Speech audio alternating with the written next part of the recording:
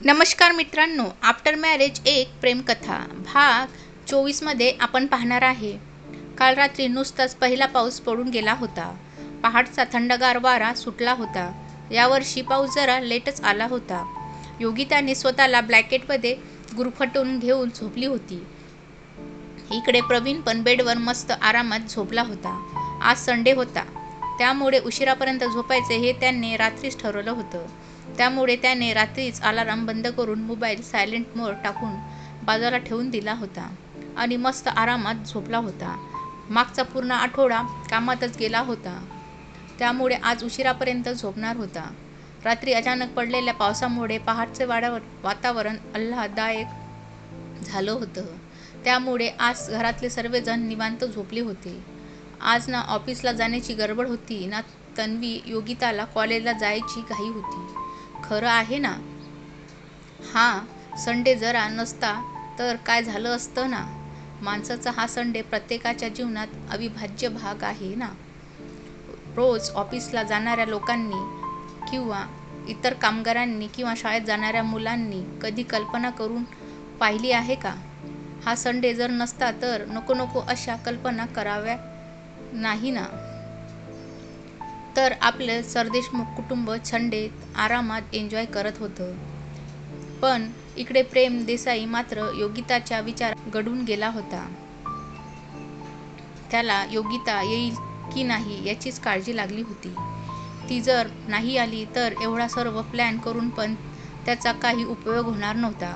कारण त्याने आज योगिताला प्रपोज करायचं पक्क निश्चय मनाशी केला होता. प्रेमला तर कधी एकदा सकाळ होते आणि पूर्वाला फोन करते असं झालं होतं. इकडे प्रवीणने पण नेमका आजच योगिताला बाहेर घेऊन जाण्याचा प्लॅन बनवला होता. आता योगिता कोणासोबत जाते हे येणारी वेळच ठरवेल. इकडे सरदेशमुख कुटुंब आज आरामात होतं. रखमाबाई आणि आज जरा आरामातच उठून सर्वांच्या नाश्त्याची तयारी करत होत्या. त्यांच्या मदतीला काशीराम पण होता. दोघे मिळून नाश्त्याची तयारी करत होते. सकाळी सकाळी योगिताचा फोन वाजल्यामुळे प्रवीण आणि योगिता दोघांची पण झोप मोड झाली होती. योगिताने डोळे चोळत फोनकडे पाहिले तसं तिच्या लक्षात आलं, शिट यार, पूर्वाचा फोन. मी तर अजून कोणाला विचारलं पण नाही. आता हिला काय सांगू याचा विचार योगिताच्या मनात करत होती तोवर फोन कट झाला. काय ग, काय झाले, कोणाचा फोन होता आणि फोन पाहून तू काय एवढी टेन्स झालीस, तो डोळे चोळत योगिताला विचारत होता. काय करू, सांगू का याला, ती मनात विचार करत असते. अरे ते आमच्या ग्रुपने आज छोटीशी पिकनिक प्लॅन केली आहे आणि ते मला विचारायला पूर्वाने फोन केला होता. तिचं बोलणं ऐकून त्याचा चेहरा खाडकन पडला. तो स्वतःला सावरते. तू काय सांगितले आहेस की नाही तिला, आणि तुम्ही कोण कोण जाणार आहात. आमचा पूर्ण ग्रुप जाणार आहे. म्हणजे पूर्वा, दुर्वा, पूजा, अनु आणि प्रेमचं नाव ऐकून प्रवीण उदास झाला.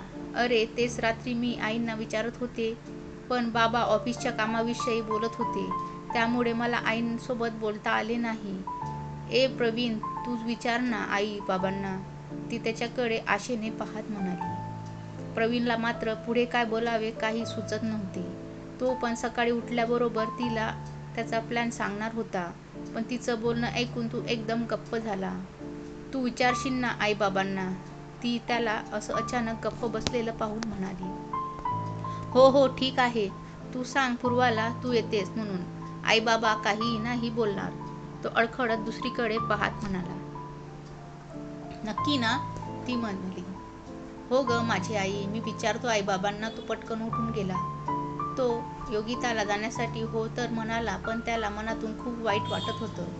इकडे योगिता पण प्रवीणचा अचानक उदास झालेला चेहरा पाहून विचारात पडली होती.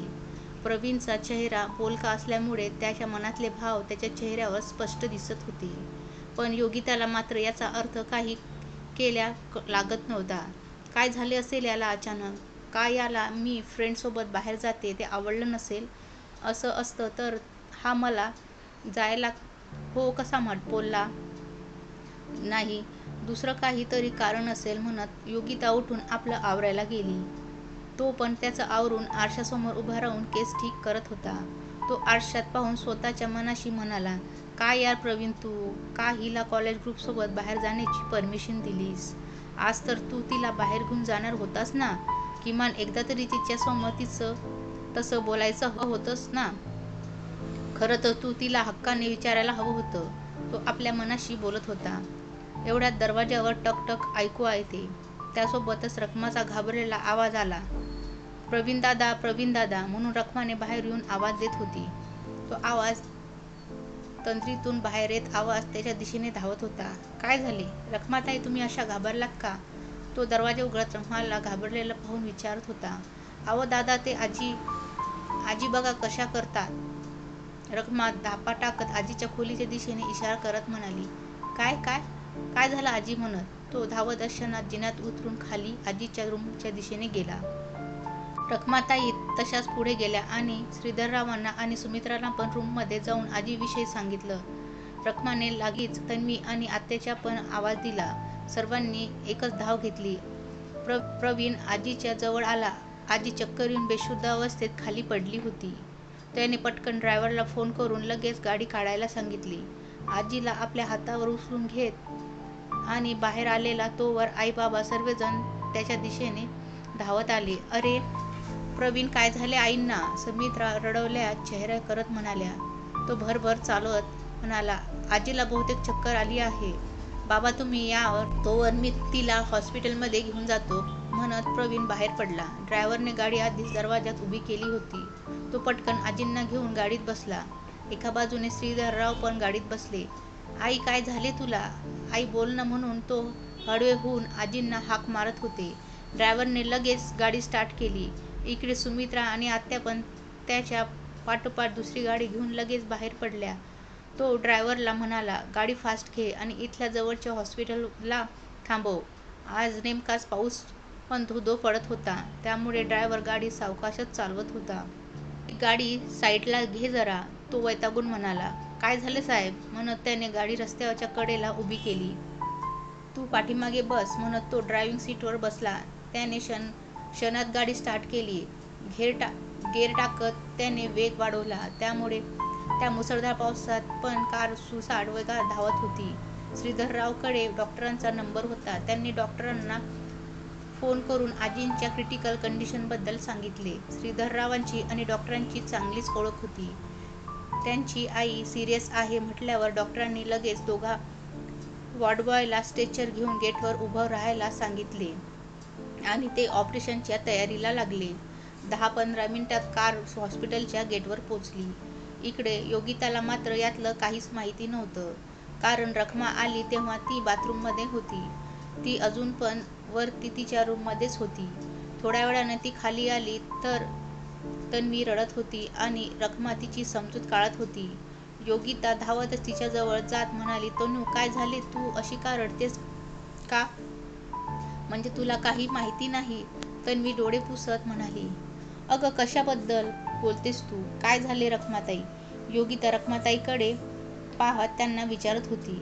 अहो योगिताताई, आपल्या आजींना चक्कर आली होती आणि त्या खोलीत पडल्या होत्या, योगिताला सांगत होती.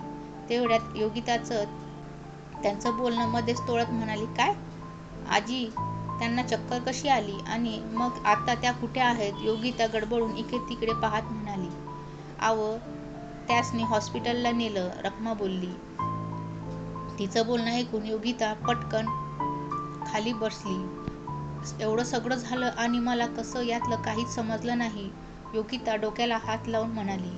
अगं योगिता, सर्व इतकं पटकन घडलं की मला पण काही समजलं नाही, तन्वी डोळे पुसत बोलली. बरं उठ तनू, आपण लगेच हॉस्पिटलला जाऊ, योगिता उठत म्हणाली. तिने तन्वीच्या हाताला फोन घेऊन लगेच प्रवीणला फोन लावला. पण त्याने नुसतंच आजीला ॲडमिट केलं होतं. त्यानंतर तो हॉस्पिटलला फॉर्मॅलिटीज पूर्ण करण्यात व्यस्त झाला होता, त्यामुळे त्याचा फोन वाजतोय याकडे त्याचं लक्ष नव्हतं. त्यानंतर योगिताने सुमित्रांना फोन लावला. हॅलो, बोल तनू म्हणत त्यांनी लगेच फोन घेतला. योगिता म्हणाली, हा आई, मी योगिता बोलतेय. आजी कोणत्या हॉस्पिटलमध्ये ॲडमिट केले आहे? प्लीज मला तिथला ॲड्रेस मेसेज करा ना. मी आणि तनू लगेच तिकडे यायला निघतोय. सुमित्राने लगेच ॲड्रेस मेसेज केला. योगिता आणि तन्वी रखमाला घरी लक्ष ठेवा सांगून हॉस्पिटलला जायला निघाल्या. तनू, तू मागे बस, तू डिस्टर्ब आहेस, मी घेते गाडी. तिने गाडी स्टार्ट केली. इकडे डॉक्टरांनी आजींना ॲडमिट करून घेतलं आणि आजींच्या काही टेस्ट केल्यानंतर त्यांना समजले की आजींना हार्ट अटॅक येऊन गेलाय. डॉक्टरांनी आजीच्या टेस्ट करून बाहेर आणले. सुमित्रा आणि आत्या डॉक्टरांकडे धाव घेत म्हणाल्या, डॉक्टर, माझी आई कशी आहे हो? डॉक्टर, कशा आहेत आई? त्यांना काय झाले? त्यांच्या पाठोपाठ श्रीधरराव आणि प्रवीणला पण डॉक्टर त्यांच्याकडे पाहत म्हणाले, त्यांना हलकासा हार्ट अटॅक येऊन गेला आहे, पण आता ठीक आहेत. डॉक्टरांचे शब्द ऐकून श्रीधरराव आणि प्रवीणच्या पायाखालची जमीन सरकली. आत्या आणि सुमित्रांना तर ऐकून रडू वसळलं. आई, आत्या, तुम्ही दोघी पण शांत व्हा. डॉक्टर म्हणालेत ना, आता आजी ठीक आहे. तो आईला आणि आत्याला धीर देत समजावत होता. खरं तर डॉक्टरांचं बोलणं ऐकून त्याला धक्का बसला. त्याच्या डोळ्यात पण अश्रू जमा झाले होते. तरीही तो मनावर दगड ठेवून त्या दोघींची समजूत काढत होता. डॉक्टर, आता आई कशी आहे? आम्ही तिला भेटू शकतो का? श्रीधरराव म्हणाले. नाही, तुम्ही आत्ता त्यांना नाही भेटू शकत. धोका जरी टळला असेल तरीही त्या अजूनही क्रिटिकल कंडिशनमध्ये आहेत. त्यांना वेळीच ॲडमिट केल्यामुळे त्यांचा जीव वाचला. थोडा जरी उशीर झाला असता ना, तर डॉक्टर बोलता बोलता मध्येच थांबले. पण आत्ता त्यांची एन्जिओग्राफी करावी लागेल आणि त्यासाठी त्यांचं वय पण जास्त आहे. त्यामुळे कदाचित त्यांच्या जीवाला धोका होऊ शकतो. तुम्हाला जर त्यांची सर्जरी करून घ्यायची असेल तर या फॉर्मवर तुम्हाला तुमच्या सह्या कराव्या लागतील. डॉक्टर श्रीधररावांकडे पाहत म्हणाले. आता मात्र श्रीधररावांना आणि प्रवीणला पण टेन्शन आलं होतं. पण एन्जिओग्राफी करणं पण गरजेचं होतं. एवढ्यात योगिता आणि तन्वी हॉस्पिटलला येऊन पोहोचल्या. त्या स्कूटीवरून आल्यामुळे दोघी पण चिंब भिजल्या होत्या. या सर्वांना टेन्शनमध्ये पाहून त्या दोघी सोबत म्हणाल्या, काय झालं आजीला? त्या ठीक आहेत ना? सुमित्रांनी रडत रडत त्यांना डॉक्टर बोलून गेले होते ते सांगितले. ते ऐकून तन्वी आणि योगिताला पण धक्काच बसला. दोघीच्या पण डोळ्यातून अश्रू वाहू लागले. आता पुढे काय निर्णय घ्यावा याबद्दल कोणालाही काही सुचत नव्हते. बराच वेळ विचार करून शेवटी श्रीधररावांनी फॉर्मवर सह्या केल्या. डॉक्टरांनी आजीची सर्जरी करायला घेतली. आता सर्वजण देवाची धाव करत होते. प्रवीणने गावी दादासाहेबांना आजी तब्येतीविषयी फोन करून सांगितले. त्यानंतर तेजसदादा आणि सायली वहिनी फोन केला.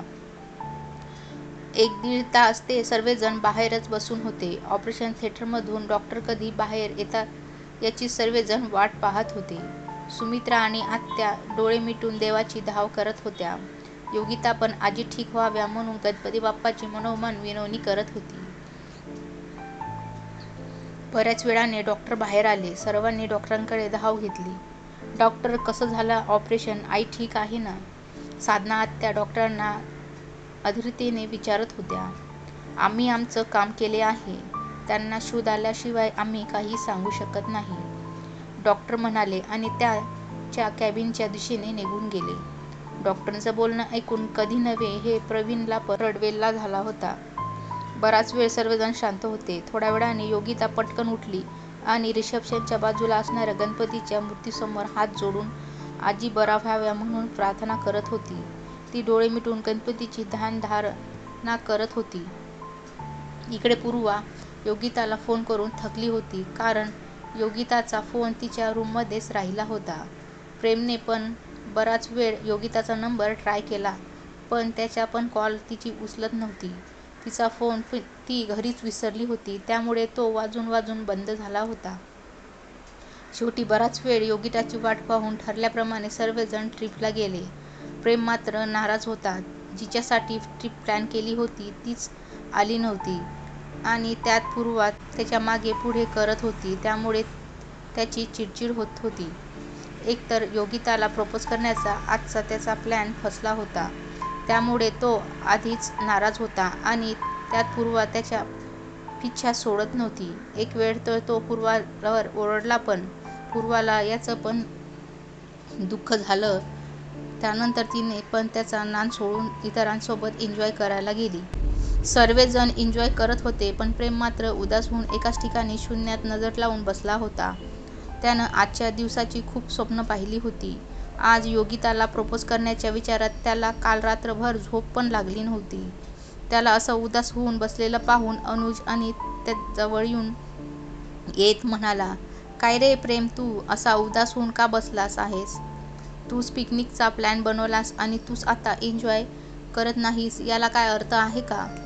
अनुज त्याच्या पाठीवर थाप मारत म्हणाला, "जिच्यासाठी प्लॅन बनवला तीच आली नाही." प्रेमने नकळत बोलून गेला. "काय काय म्हणालास तू? कोणासाठी प्लॅन बनवला? कोण आलं नाही?" अनुज प्रश्नार्थक नजरेने प्रेमच्या डोळ्यात पाहून त्याला विचारत होता. खरं तर प्रेमने अजून कोणालाही योगिताबद्दल सांगितलं नव्हतं. "अरे बोल ना, कोण आहे जिच्यासाठी तू प्लॅन बनवला होता? सांग ना मला." अनुज त्याला पुन्हा पुन्हा विचारत होता. "तू जर आता मला सांगितलं नाहीस ना, तर मी आत्ताच्या आत्ता इथून निघून जाईन." अनुज चांगलाच हट्टाला पेटला होता. "अरे बाबा, कुठे जातोस? खरं तर तुला सांगणारच होतो, पण म्हटलं आधी तिला विचारावं आणि तिचा होकार मिळाल्यावर मग तुला सांगावं. पण तू काही आता ऐकत नाहीस म्हणत." शेवटी प्रेमने अनुजला योगिताचं नाव सांगितलं. "काय यार, कसला छुपा रुस्तम आहेस? तुला योगिता आवडते ते कधी बोलला नाहीस." अनुज प्रेमला चिडवत म्हणाला. थोड्या वेळाने अनुज प्रेमला समजावत म्हणाला, "ओके बॉस, आता तू टेन्शन घेऊ नको. आता तुझा हा दोस्त तुझ्यासोबत आहे. तुझं प्रेम तुला मिळवून देण्यासाठी तुला हवी ती मदत करायला मी कोणत्याही वेळी तयार आहे." पण दोघे एकमेकांच्या गळ्यात पडतात. त्यानंतर प्रेम पण उठून त्याच्यासोबत जातो आणि येणाऱ्या पुढील भागात काय होईल नक्की बघा.